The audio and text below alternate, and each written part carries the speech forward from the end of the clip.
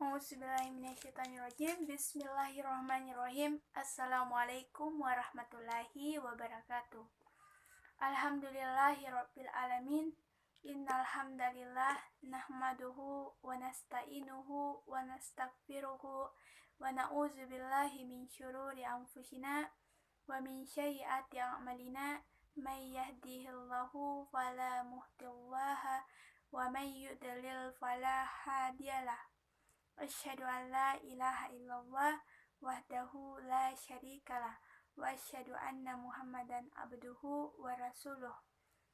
Puji syukur kita panjatkan kehadirat Allah Subhanahu wa taala karena atas berkat limpahan dan karunia-Nya, limpahan rahmat dan karunia-Nya, kita bisa melakukan aktivitas kita seperti sekarang ini dalam keadaan sehat walafiat, alhamdulillah, tanpa ada kekurangan apapun.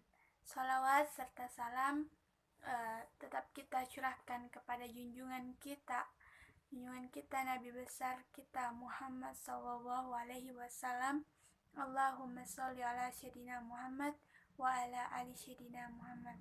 Semoga kita senantiasa termasuk ke dalam umatnya yang diberkahi, yang diridhoi oleh Allah Subhanahu wa taala.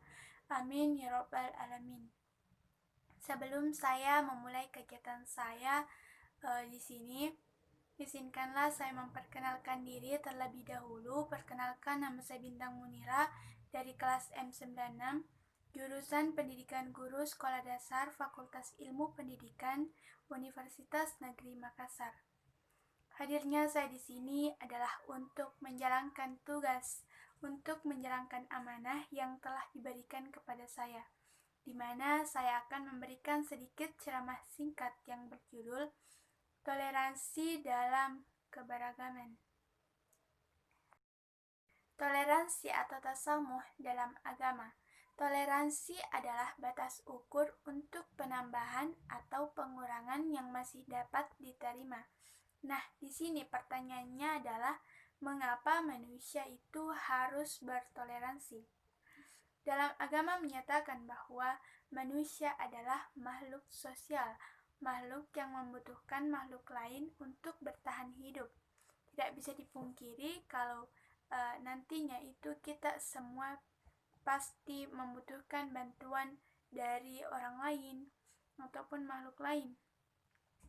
Nah, ada hadis yang artinya dari Ibnu Umar radhiyallahu anhu, sesungguhnya Rasulullah sallallahu alaihi wasallam bersabda, sebaik-baik sahabat di sisi Allah adalah yang paling baik di antara mereka terhadap sesama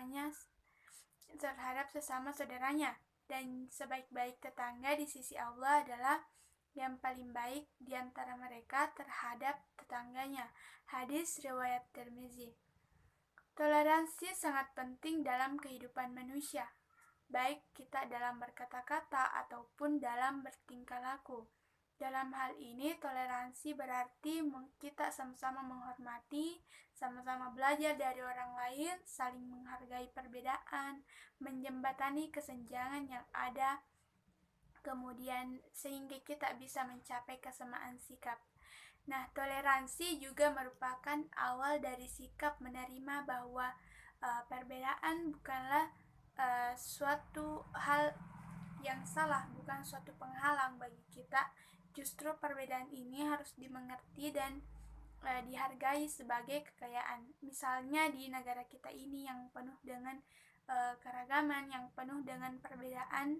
Contohnya misalnya kita memiliki perbedaan ras, suku, agama, adat istiadat, bahkan kita punya perbedaan cara pandang, perilaku, pendapat, itu semua beraneka ragam, beragaman.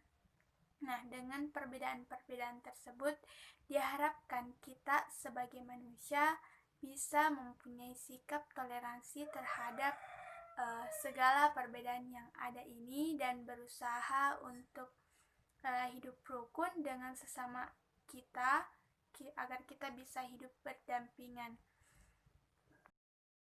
Nah, terkait pentingnya toleransi, Allah Subhanahu wa taala telah menegaskan dalam firman-Nya, yaitu dalam Quran Surah Yunus ayat 40 dan 41, sebagaimana artinya sebagai berikut.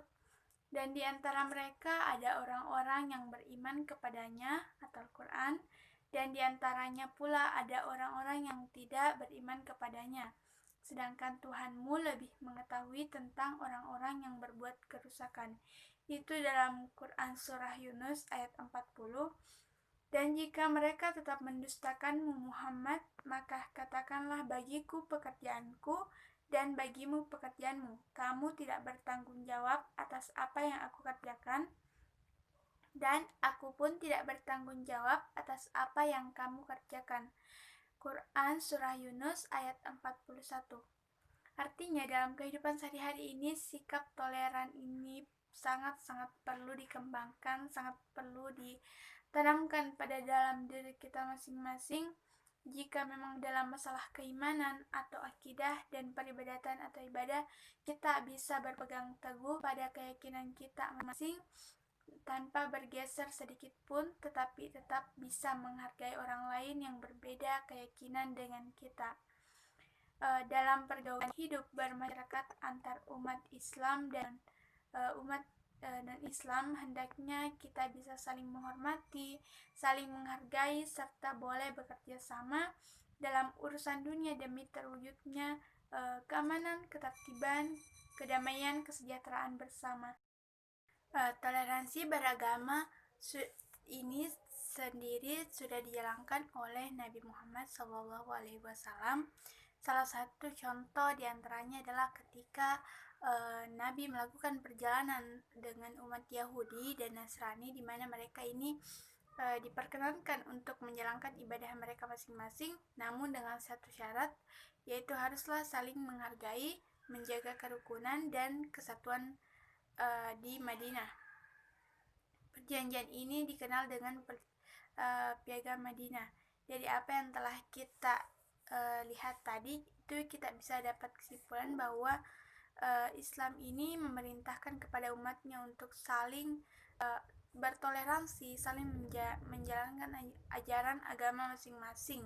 Allah Subhanahu wa Ta'ala sengaja menciptakan manusia berbilang-bilang bangsa, berbilang-bilang suku, hanya untuk menguji mampukah manusia untuk hidup rukun dan damai penuh kasih sayang di dalam mencari kebenaran di sisinya, serta sikap toleransi ini yang kita lakukan akan menciptakan bahtera kehidupan yang damai dan penuh dengan keharmonisan.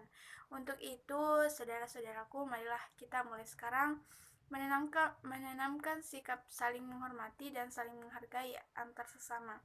Kita tahu bahwa air dan minyak itu tidak bisa bersatu, namun mereka tetap bisa hidup berdampingan. Nah, pasti selalu ada kehangatan di setiap perbedaan.